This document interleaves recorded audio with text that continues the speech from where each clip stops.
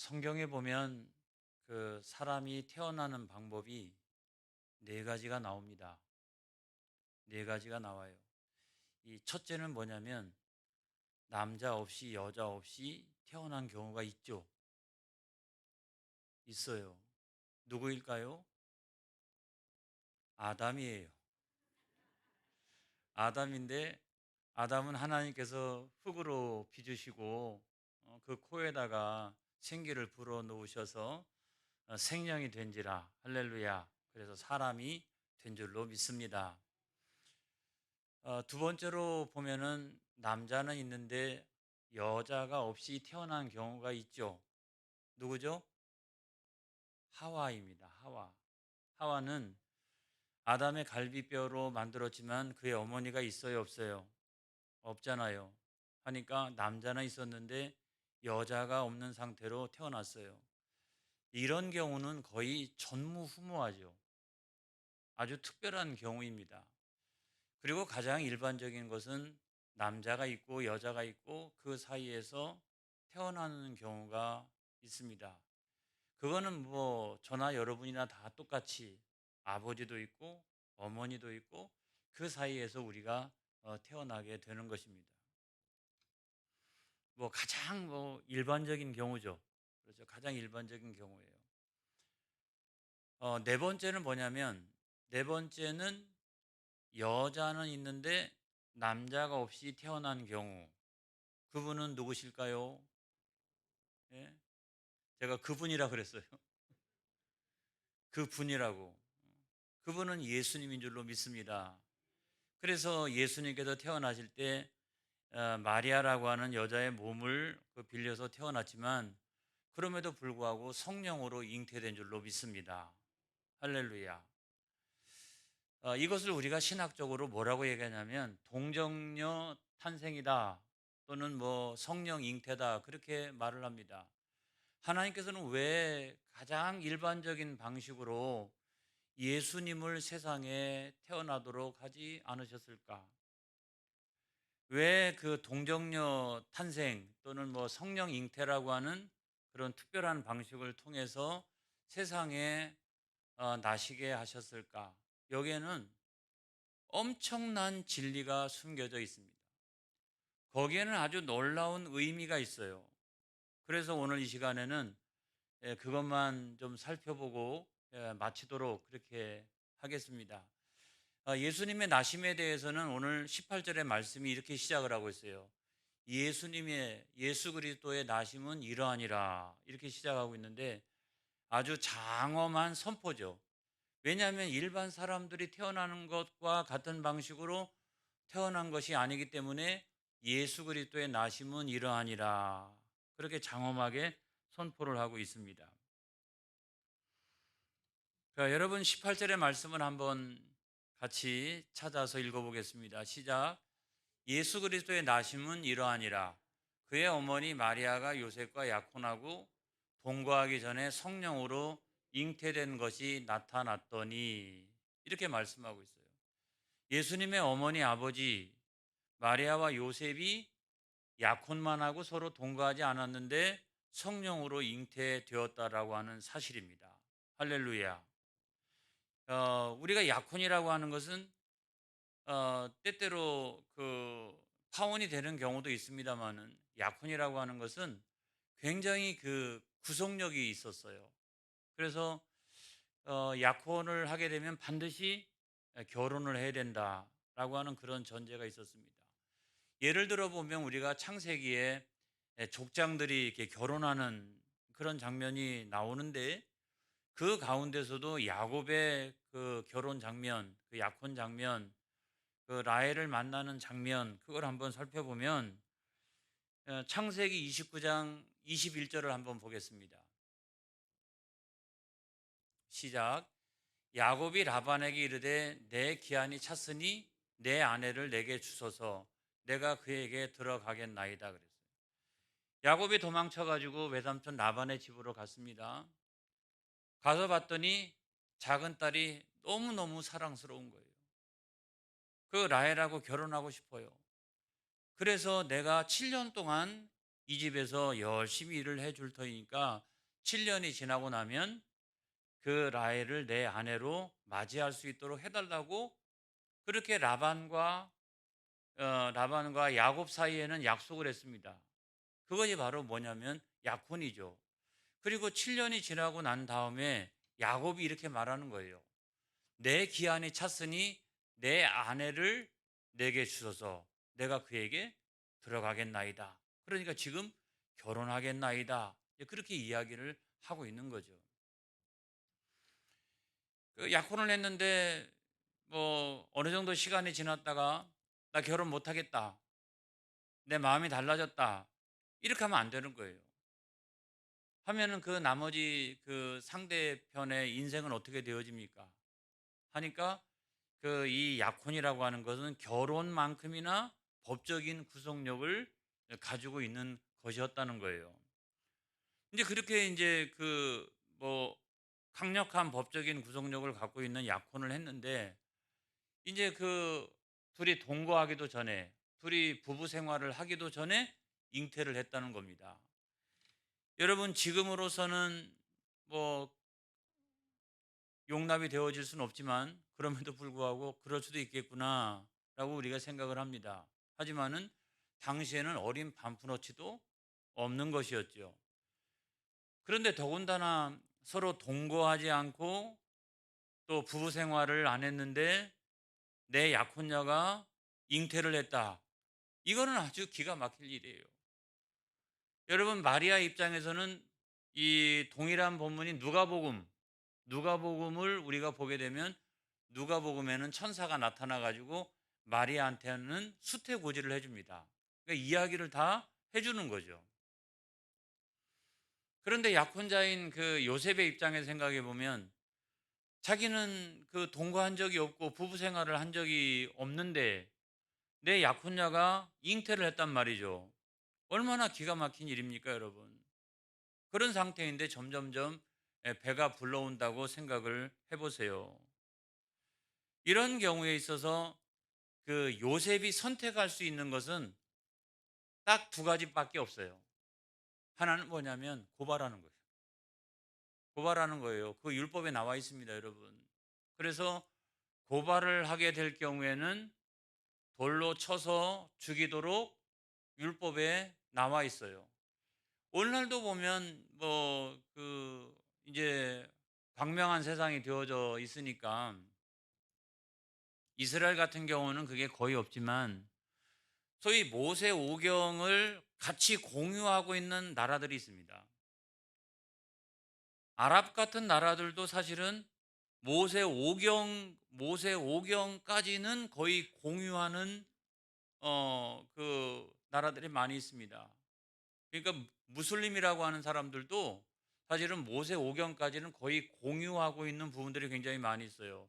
그래서 그들의 율법 가운데 보면은 그 여자를 아주 가혹하게 대하는, 끔찍하게 대하는, 그래서 얼마 전에도 돌로 쳐가지고 진짜로 이 광명한 세상에서 여자를 돌로 쳐가지고 죽이는 경우가 있었잖아요. 이게 이제 한 가지 방법이 있어요. 요셉의 입장에서는 율법적으로 볼 때 그거를 고발한다 할지라도 전혀 문제가 없어요. 그리고 또 다른 그 한 가지 방법은 뭐냐면 가만히 끊는 거죠. 내가 이혼 증서를 써주고 난 다음에 가만히 끊어내는 것. 이것도 이것도 율법에 보장되어져 있는 그와 같은 내용이에요. 이 둘 중에 하나를 선택하면 되는 거예요. 마리아처럼 뭐 천사가 나타나 가지고 다 알려주고 그 아이는 말이야 부부 생활을 하지 않았더라도 그 성령으로 잉태된 거야. 그렇게 알려줬으면 얼마나 좋았을까요? 그런데 요셉은 그런 수태고지를 명확하게 자기가 듣지 않고 있었기 때문에 지금 이와 같은 상황에서 어떻게 두 가지 중에 하나를 선택할 수밖에 없었다는 거죠. 근데 우리가 잘 아는 대로 요셉은 두 가지 가운데 뭘 선택했느냐? 뭘 선택했느냐? 성경을 한번 찾아보겠습니다. 19절에 있는 말씀 한번 보겠어요. 시작. 그의 남편 요셉은 의로운 사람이라 그를 드러내지 아니하고 가만히 끊고자 하여. 할렐루야. 요셉에게 선택할 수 있는 방법은 두 가지가 있었어요. 율법적으로 고발한다고 해서 의로운 사람이 되지 못할까? 율법적으로 내가 이혼 증서를 써주고 가만히 끊고자 한다고 해서 의로운 사람이 되지 못할까? 두 가지 다 저는 의로운 사람이 될 수 있다고 생각을 합니다. 그런데 요셉은 의로운 사람이라 그랬어요. 요셉이 선택한 것은 뭐냐면 율법적으로 고발하는 방식을 선택한 게 아니라 가만히 그것을 끊어내는 방법을 선택했는데 성경은 뭐라고 이야기하냐면 요셉은 의로운 사람이라는 거예요. 요셉은 그렇게 하는 그 장면을 보면서 성경은 그 요셉은 의로운 사람이라고 평가를 하고 있는 거예요. 두 가지 방법 어느 것 하나 선택을 해도 별반 문제가 없을 법한데 그래도 이 두 가지 방법 가운데 가만히 끊어내는 방식을 선택했던 그 요셉을 성경은 의로운 사람이라고 말씀하고 있다는 사실입니다, 여러분. 그래서 저는 여기서 깨달은 바가 있어요. 고발을 능사로 삼는 자가 되면 절대로 안 된다. 이 말씀을 드리는 거예요. 그거는 불의한 것이다. 여러분 예를 들어서 고린도전서 6장 6절로부터 7절까지 있는 말씀에 보면 세상 법정에 송사하지 말라라고 하는 그 내용이 한 단락에 걸쳐 가지고 쫙 나와 있는데 제가 그 가운데서 대표적인 말씀 6절로부터 7절까지만 제가 뽑아서 여러분들에게 소개하는 거예요. 다 같이 한번 읽어보겠습니다. 시작. 형제가 형제와 더불어 고발할 뿐더러 믿지 아니하는 자들 앞에서 하느냐? 너희가 피차 고발함으로 너희 가운데 이미 뚜렷한 허물이 있나니 차라리 불의를 당하는 것이 낫지 아니하며 차라리 속는 것이 낫지 아니하냐 그랬어요.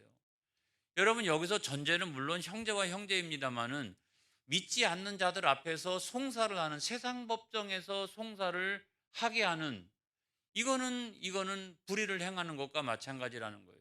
그래서 이미 세상 법정에 송사를 했다라고 하는 것은 허물이 있는 것이고 그거는 불의에 해당하는 것이다.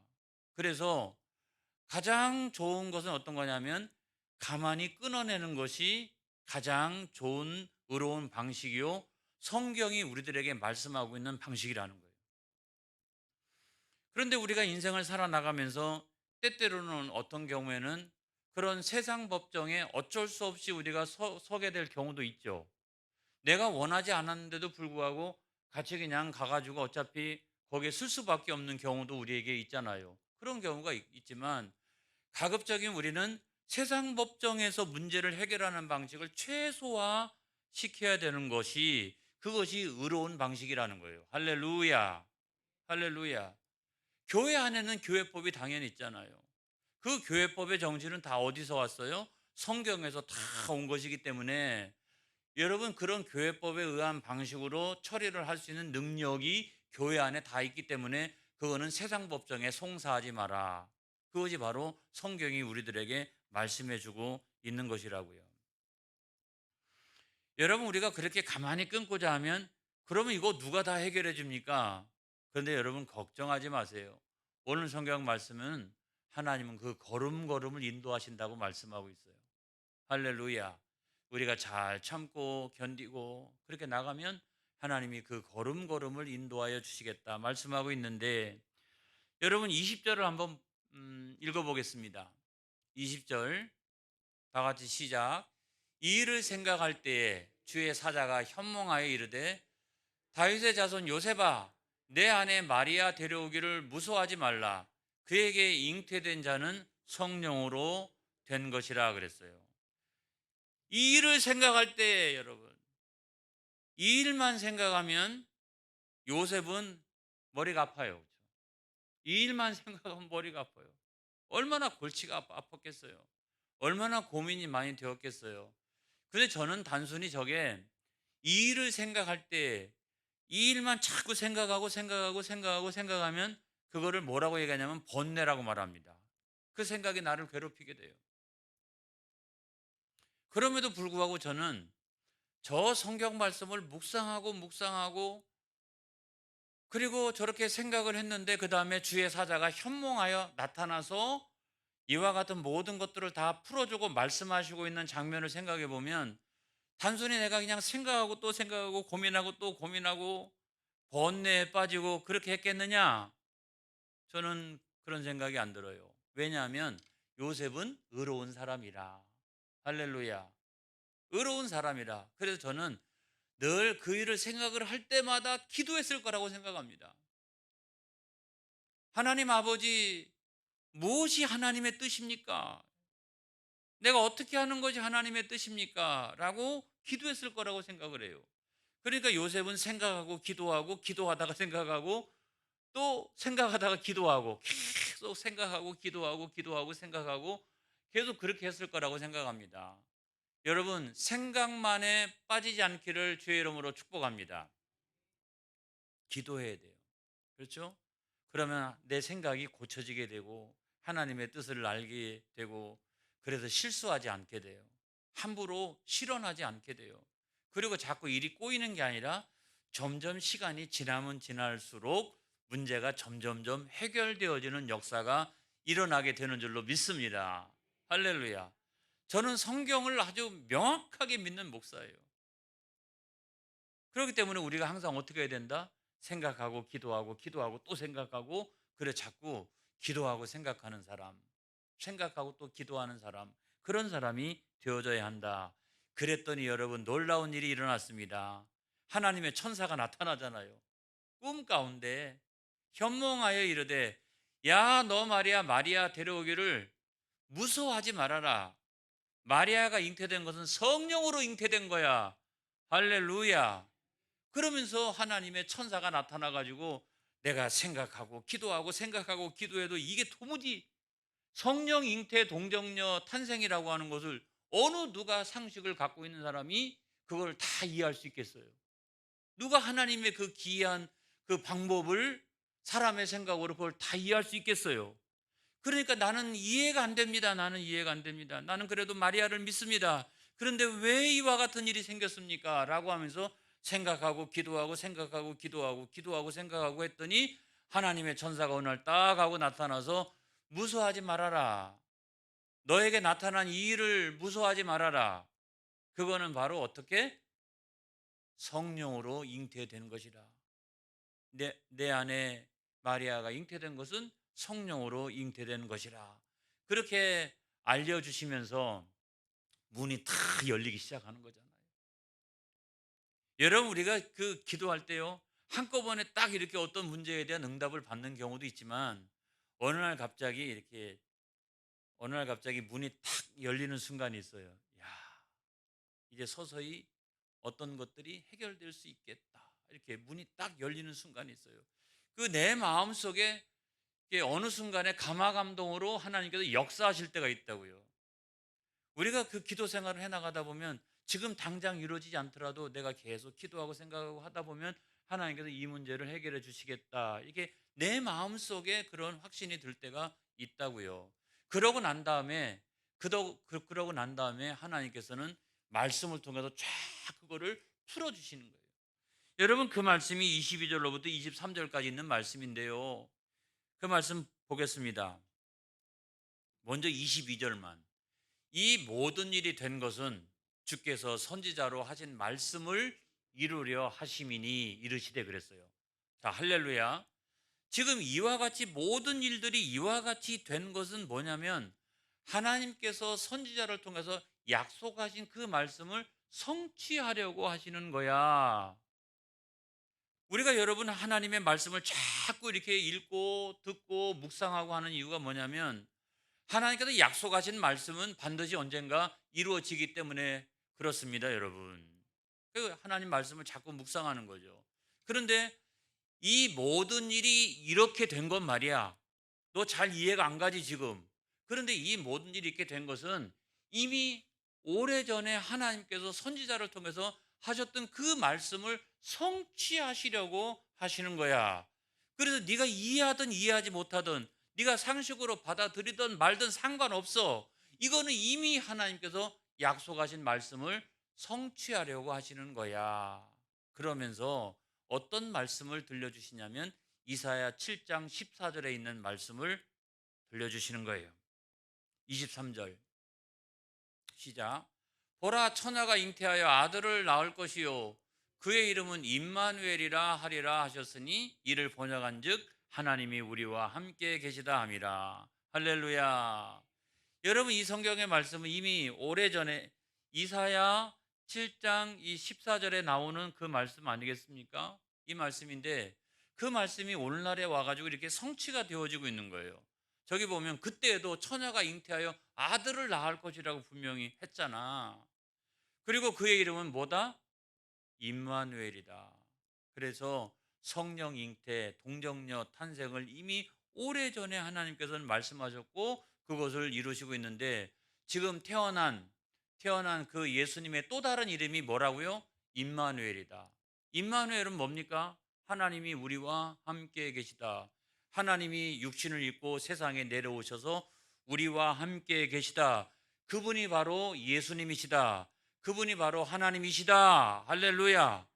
이야, 여러분 짧은 시간에 아주 그냥 명확하게 이거를 하나님의 말씀을 통해 가지고 해석해 주시고 있잖아요. 근데 왜 하필이면 구약 성경일까요? 그건 다른 게 아니라 여러분 유대인들은요, 예수님 안 믿어요.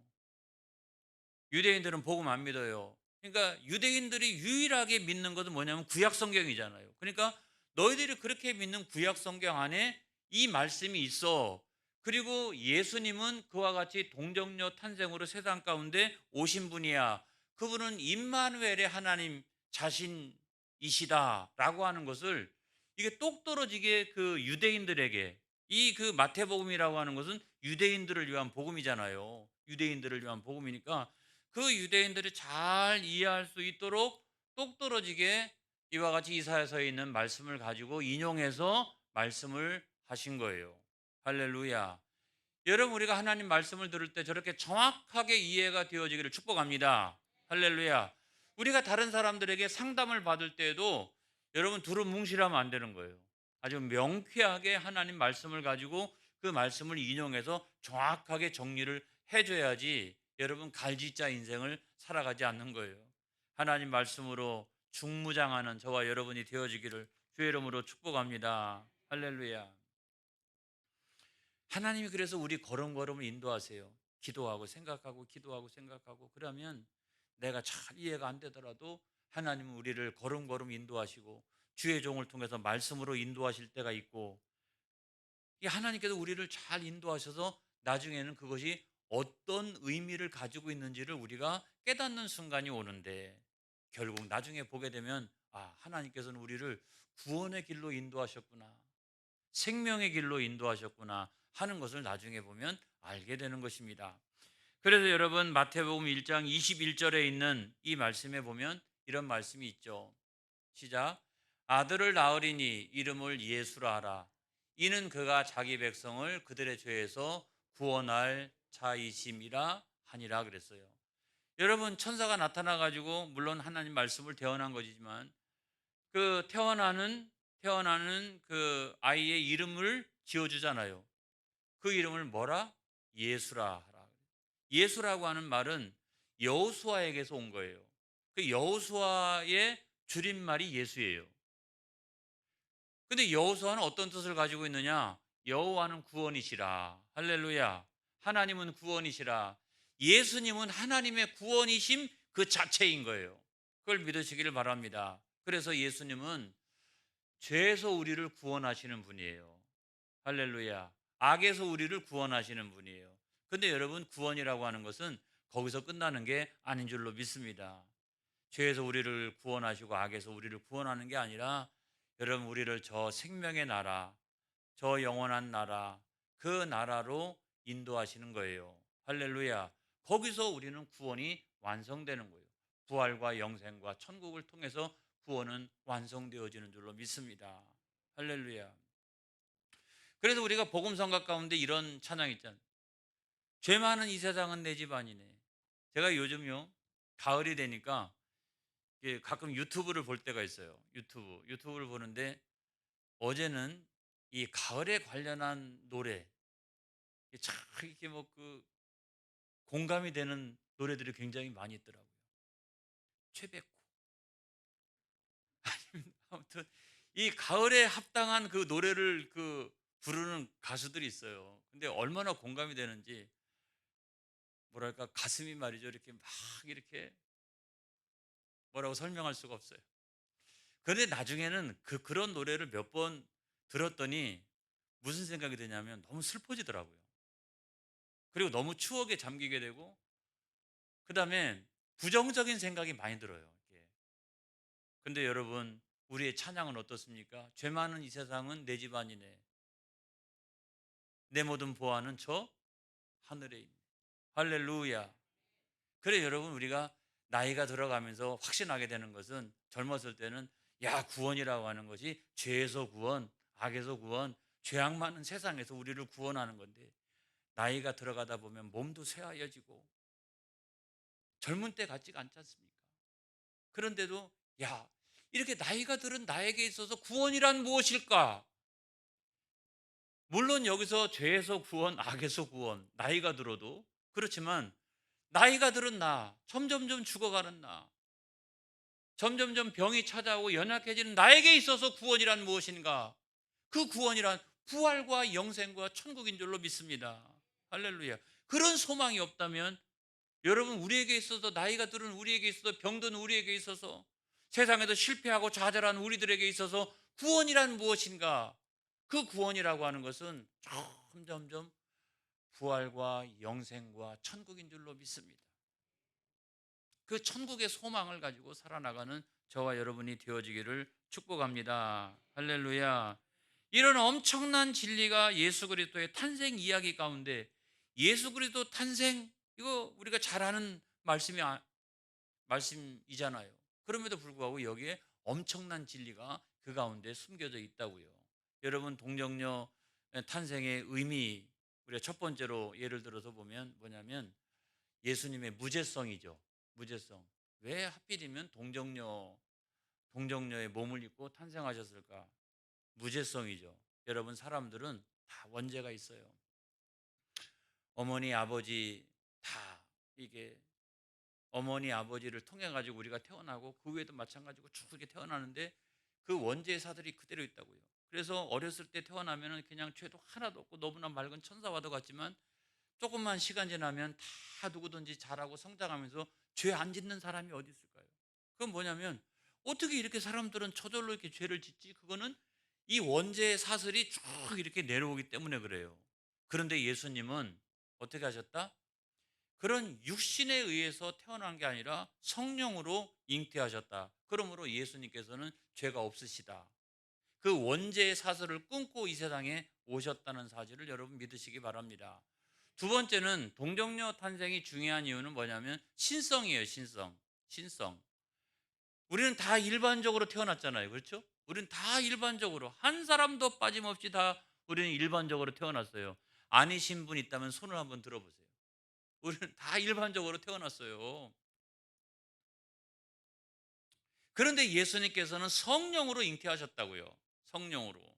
그건 곧바로 뭘 말하고 있는 거냐? 하나님의 아들이시다는 거예요. 하나님 자신이시다는 거예요. 여러분, 이것을 믿으시기 바랍니다. 그렇기 때문에 이 동정녀의 몸을 입고 탄생하신 예수님께서 그리스도가 되셔서 우리를 죄악 가운데서 구원하실 수 있는 것은 그 예수님 안에 두 가지 속성이 있다. 하나는 무죄성이 있다. 죄가 없으시니까 죄를 대속할 수 있는 거 아니겠어요? 죄가 있는 사람이 어떻게 죄를 대속해요? 무죄성이 있는 거고, 또 하나는 우리를 죄에서만 구원하는 게 아니라 저 영원한 아버지 나라로 인도하실 수 있는 능력을 갖고 계신, 신성을 갖고 계신 분이시다. 이걸 여러분 믿으시기를 주의 이름으로 축원합니다. 할렐루야. 저는 오늘 말씀을 마치려고 합니다. 제가 이 말씀을 묵상하면서 저는 요셉을 통해 가지고 은혜를 많이 이렇게 받았어요. 우리가 인생을 살아나가는 날 동안에 여러분, 요셉의 선택이 저와 여러분의 선택이 되어지기를 축복합니다. 이게 두 개 다 율법 안에 있는 거지만 뭐가 의로운 거냐라고 하는 걸 생각할 때, 고발하는 것보다 가만히 참고 견디면서 그거를 끊어내는 것, 여러분, 그 길이 성경이 말씀하고 있는 의로운 길이고, 그러면서 그냥 가만히 있는 거냐? 기도하고 생각하고 또 생각하고 기도하고, 하나님 아버지, 내가 이 일이 잘 이해가 안 갑니다. 그럼에도 불구하고 하나님께서는 그 문제에 대한 우리의 걸음걸음을 인도하여 주신다. 이걸 여러분 믿으시기 바랍니다. 그리고 맨 마지막에는, 그 걸음걸음의 맨 마지막에는 뭐냐면 구원과 생명인 줄로 믿습니다. 하나님 그 길로 우리를 인도해 주시는 거예요. 이걸 믿으시기를 주의 이름으로 축복합니다. 여러분 나머지 한 주간 동안 잘 될 줄로 믿습니다. 여러분 승리하게 될 줄로 믿습니다. 할렐루야. 이 말씀 붙들고 승리하는 나머지 한 주간이 되어지기를 바랍니다. 기도하겠습니다.